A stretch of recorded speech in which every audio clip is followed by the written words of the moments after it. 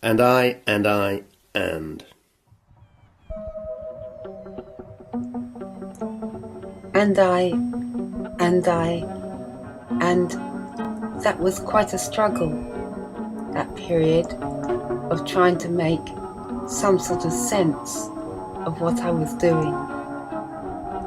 And of course, like I guess a lot of people of that kind of age, I was wrestling with all kinds of chaotic relationships and things. But I know that something was that the things that made life difficult made me feel separate from other people.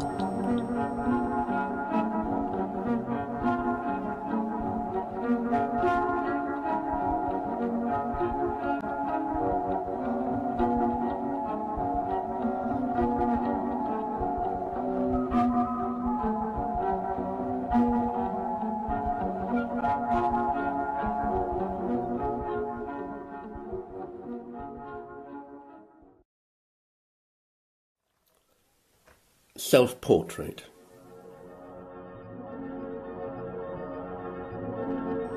I think this might be the first time that I'd done anything about this little image here of a tiny baby, and one of the things I'd been probably had led to the most difficult period of my life was having become pregnant and deciding and not knowing what to do. And then, of course, it happened by mistake. So I hadn't sort of thought what to do. I knew so little. And I thought that I was going to die. And I wouldn't be able to look after a little baby. And what would happen if it was disabled? And there'd be nobody to love it and look after it. And after I went round and round and round in my mind, and eventually decided to have a termination, and because it had been such a difficult decision to make, and the doctor who did it said to me in that cheery, doctorish way, "Oh, we could prevent. Why don't we just do a sterilisation while we're here?" And of course I thought, well, why not? If it's true for me now, it's not going to change. I'm not going to suddenly, I thought this situation was going to be forever. I would never be able to live long enough to bring up a child. So I thought, it is right. We'll have to put an end to this pain right now. And so I did. Had the abortion and the sterilisation. And then, of course, I carried on being alive.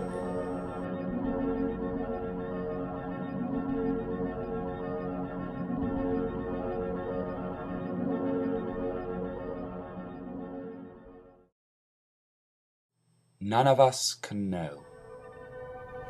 I couldn't daydream or wish for things, imagine other possibilities. I didn't know it was okay to hope.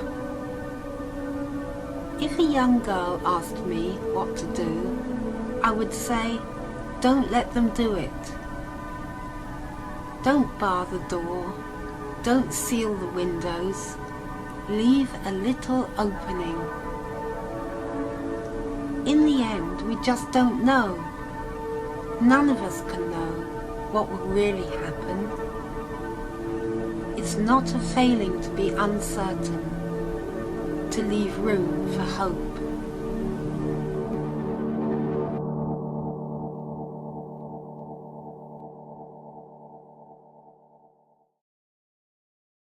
Transformation.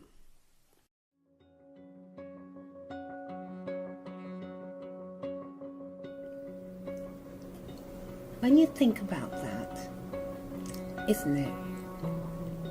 It's a marvel, isn't it? These things.